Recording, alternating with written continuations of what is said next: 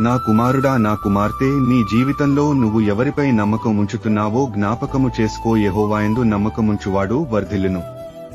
ఎన్నోసార్లు మనుషులపై నమ్మకం ఉంచి మోసపోయి ఉంటావు. అయితే ఒకసారి దేవునిపై నమ్మకం ఉంచు. నువ్వు ఖచ్చితముగా గొప్ప ఫలితం చూస్తావు. దానియేలు దేవునిపై నమ్మకం ఉంచాడు కాబట్టే తనను సింహాపు బోనులో వేసిన వాటి నోరు మూపించి ఆయనను కాపాడాడు.